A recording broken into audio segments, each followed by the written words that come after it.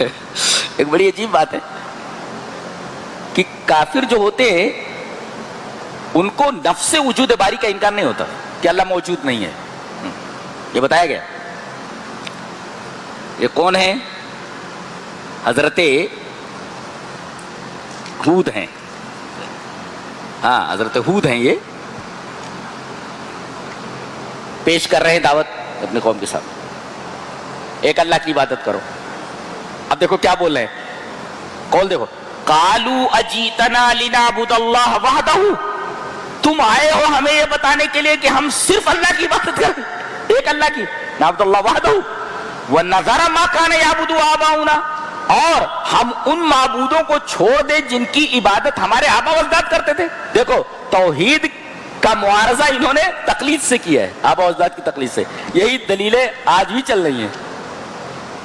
کہا جاتا ہے کہ بھائی ایسا کیوں کر رہے, بولے ہمارے باپ دادا کرتے ہیں. ارے باپ دادا تمہارے جاہل رہے ہوں تو, گمراہ رہے ہوں تو کفار کو نفس وجود باری تعالی کا انکار نہیں تھا, وہ مانتے تھے اللہ کو, لیکن کہتے تھے جتنا بھی اللہ کا نام لینا ہو لے لو, لیکن اللہ کا نام تنہا مت لو, ہمارے بزرگوں کو بھی اس کے ساتھ لگا لو نا.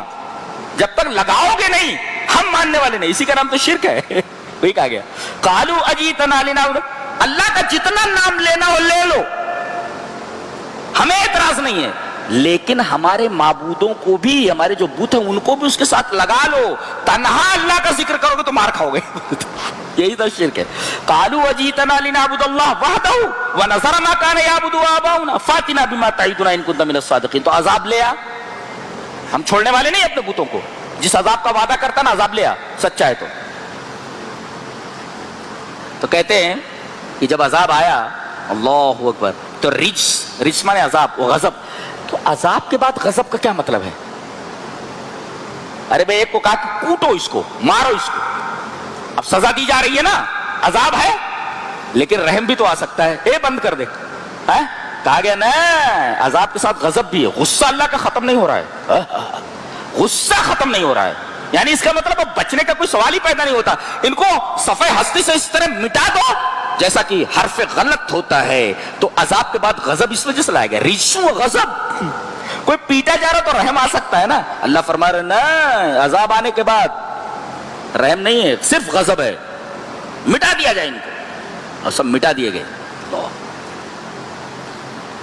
ان کی کوچیں کاٹ دی گئی ہیں. وَقَطَعْنَا دَابِرَ الَّذِينَ كَذَّبُوا بِآيَاتِنَا وَمَا كَانُوا مُؤْمِنِينَ. صفحہ ہستی سے حرف غلط کی طرح مٹا دیا گیا. آج وہ وادیاں دیکھو صرف ہوائیں چلتی رہتی ہیں, کوئی نہیں ہے وہاں پہ. ربول خالی ہے, جہاں شاندار سیویلائزیشن, شاندار کلچر اور شاندار تہذیبوں کا جنم ہوا, آج سہارا ہے وہ, کوئی بستا نہیں وہاں پہ. اللہ نے ایسا مٹا دیا ان کو, آج کوئی نام لیوا نہیں ہے ان کا. بڑے بڑے تمدن اور بڑی بڑی تہذیبوں کو سمی بوس کر دیا گیا, تباہ و برباد کر دیا گیا.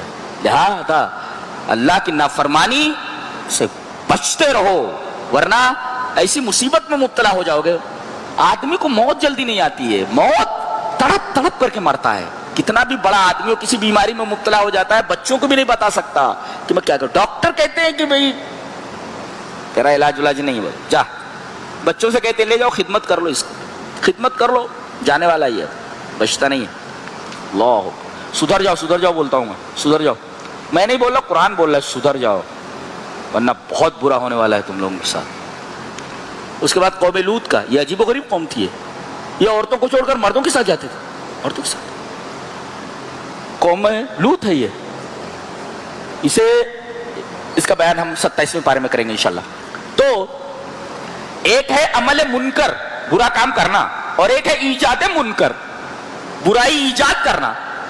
اللہ فرما رہا اپنے نبی لوط کے ذریعے, ما سبقکم بہا من احد من العالمین, ارے تم ایسا گناہ کرتے ہو اس سے پہلے کسی نے کیا نہیں. اس کا مطلب تم گناہ تو کر رہے ہو, عمل منکر ہے اور ساتھ ساتھ ایجاد منکر بھی ہے. تم نے یہ گناہ خود ہی ایجاد کیا ہوا ہے, یعنی ایک تو بدکاری کر رہے ہو اور دوسرے اس بدکاری کے موجد ہو. تو ایک ہے بدکاری کرنا, اس کا تو گناہ ہے ہی, اور ایک ہے اس بدکاری کا ایجاد کرنا, یہ کتنا بڑا گناہ ہے. تو ایک عمل منکر ہے کہ ایجاد منکر. اللہ فرما رہا ہے کہ تم دونوں میں مبتلا ہو, تم بدکاری کر رہے ہو اور دوسرے تم اس بدکاری کے موجد ہو. اس سے پہلے کسی نے یہ کام کیا نہیں, اور آج تو باقاعدہ لڑکے کی لڑکی سے شادی, لڑکے کی لڑکے سے شادی کی جا رہی ہے, اور اسے بہت مہذب اور تہذیب یافتہ مانا جا رہا ہے. یہ عجیب بات ہوئی, یہ کیسی سویلائزیشن ہے؟ انا للہ و انا الیہ راجعون. اور اس کے بعد عذاب جب آیا تو تلپٹ کر دیا گیا, یعنی نیچے والے حصے کو اوپر والا حصہ, اوپر والے حصے کو نچلا حصہ بنا دیا گیا, تباہ و برباد کر دیا گیا. اسے الٹا کام کر رہے تھے, ان کو الٹا دیا گیا. اور ان کی بیوی زانیہ تو نہیں تھی, لیکن ان کی بیوی کافرہ تھی. یہ کافروں کے ساتھ رہ گئی, کہتے ہیں نمک کا ستون بن گئی ہے, ایسا بتایا جاتا ہے.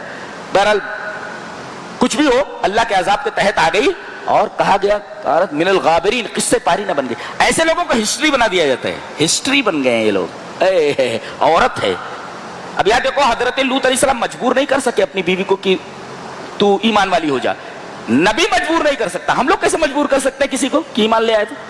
یہ جب یہ کہتے تھے ایسا کام مت کرو, کہتے تھے اخرجوہم من قریتکم, یہ لوط اور ان کے ماننے والوں کو اپنے شہر سے نکال دو. اللہ نے فرمایا تم ان کو نکالو گے, ہم تم کو دنیا ہی سے نکال دیتے ہیں. اور دنیا سے نکال دیے گئے. پیغمبر اس کے ماننے والوں کو یہ لوگ اپنے گاؤں سے نکالنے والے تھے, اپنے شہر سے.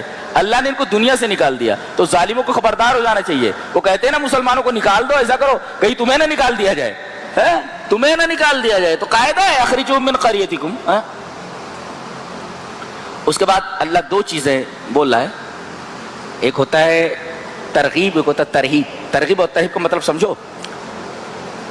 اسکول کے بچے سے, اسٹوڈنٹ سے استاذ بولتا ہے اگر تم ایسا کام کرو گے, اتنا نمبر لے آؤ گے تو تمہیں انعام دیا جائے گا. یہ ترغیب ہے.